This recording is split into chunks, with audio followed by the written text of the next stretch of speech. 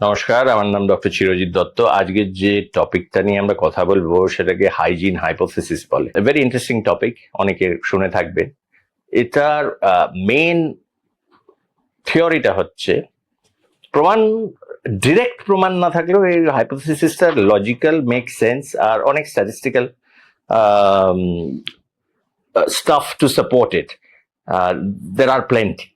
তো বক্তব্যটা কি? বক্তব্য হলো যে আমরা ওভার হাইজিনিক হয়ে যাচ্ছি, আমরা বেশি আতুপুতু করে ফেলছি। আমাদের বাড়িতে পেটস নেই, বাড়ির পাশে গোয়াল নেই, আমরা কাদায় খেলা আমাদের বারণ। বাচ্চারা কাদায় মাঠে নেমে 14টা বাচ্চার সাথে বল পেটাচ্ছে, তখন কানমেলা খাচ্ছে।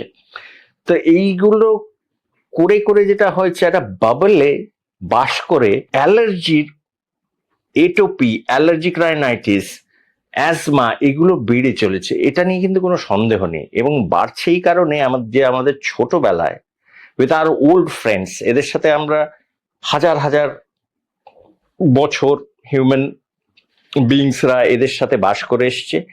এই ব্যাকটেরিয়াগুলো, এই ভাইরাসগুলো, এই বাকি যে পোলেনগুলো, এদের সাথে আমাদের কিন্তু মেলামেশা হচ্ছে না। তাই জন্য বাই দ্য টাইম হচ্ছে, তখন আমাদের শরীর, আমাদের ইমিউনিটি ওভার রিয়াক্ট করছে। সো হিতে বিপরীত হচ্ছে। তাই জন্য কেউ অ্যাডভাইস দেওয়া নয় যে কাদায় গিয়ে গড়াগড়ি দাও, তাই বলে মোটেই না।